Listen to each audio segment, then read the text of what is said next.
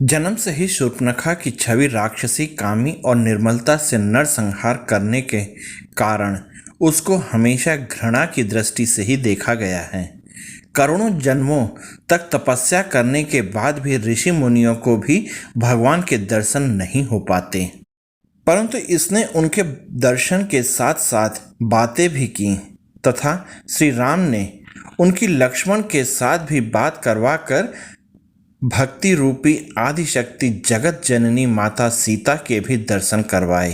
एक जिज्ञासा बनी रहती है कि आखिर शूर्पणखा ने ऐसे कौन से काम किए थे जिसके फलस्वरूप उसे भगवान से मिलने का सौभाग्य प्राप्त हुआ। मनुष्य तथा ज्ञानी जन हमेशा उसका चिंतन किया करते हैं। तो आइए शूर्पणखा के पूर्व जन्म का वृतांत जानते हैं। शूर्पणखा पूर्व जन्म में इंद्र की नयनतारा नामक अप्सरा थी।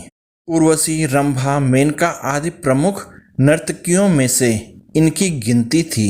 एक बार इंद्र के दरबार में अप्सराओं का नृत्य चल रहा था। उस समय नयनतारा नृत्य करते समय भू संचालन अर्थात आँखों से इशारा भी कर रही थी, जिसे देख इंद्र विचलित हो गए और उसके ऊपर प्रसन्न हो गए।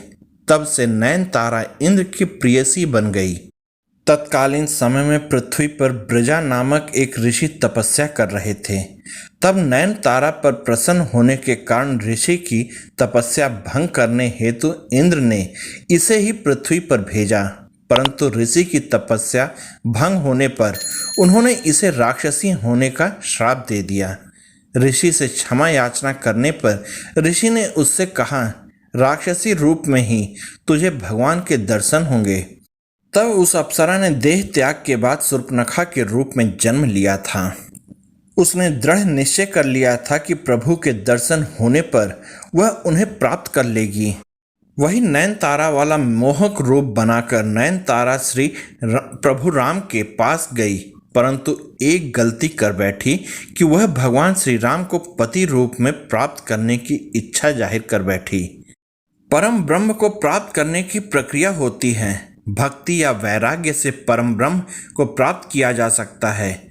शूर्पणखा भक्ति रूपी सीता और वैरागी लक्ष्मण के पास न जाकर सीधे परब्रह्म के पास पहुंच गई और यही उसकी सबसे बड़ी गलती थी। वह तो सीधा श्री राम की पत्नी बनकर भक्ति को ही अलग कर देना चाहती थी। इसके अलावा वैराग्य का भी आश्रय लेती तो प्रभु को प्राप्त कर लेती, परंतु वैराग्य को भी न लेकर अर्थात वैराग्य रूप लक्ष्मण के पास भी न जाकर एवं अहंकार में आकर सीधे प्रभु के पास चली गई। उसमें अहंकार आ गया था। वह कहती थी, संपूर्ण संसार में मेरे समान कोई नारी नहीं है। इसका अर्थ यह हुआ कि संसार में मेरे समान आपकी पत्नी बनने योग्य कोई भी नारी नहीं है। अहंकारी को प्रभु मिलना बिल्कुल संभव नहीं है। फिर भी उसको उचित ज्ञान प्राप्त करने के लिए वैराग्य रूपी लक्ष्मण के पास भेजा गया, ताकि उसे प्रभु मिलन की सही प्रक्रिया ज्ञात कर सके।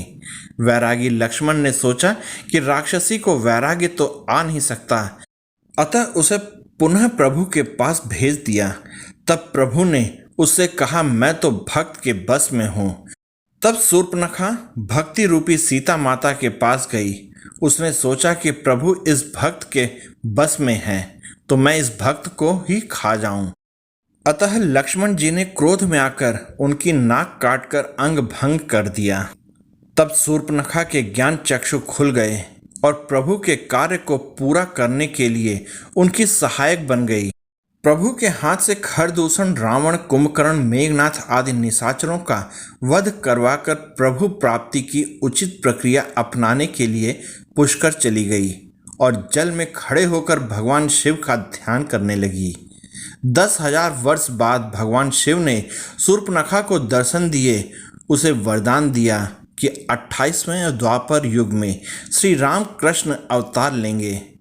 तब कुब्जा रूप में तुम्हें भगवान श्री कृष्ण की प्राप्ति होगी। तब श्री कृष्ण तुम्हारा कुंवर ठीक करेंगे और वहीं नयनतारा अप्सरा मोहक रूप प्रदान करेंगे। तो दोस्तों, यह थी शूर्पणखा की भगवान श्री कृष्ण से विवाह की कहानी। आप लोगों को ये वीडियो कैसी लगी कृपया कमेंट करके बताइएगा। साथ ही आप इस वीडियो में मेरे साथ बने रहे इसके लिए आप सबका बहुत बहुत हृदय से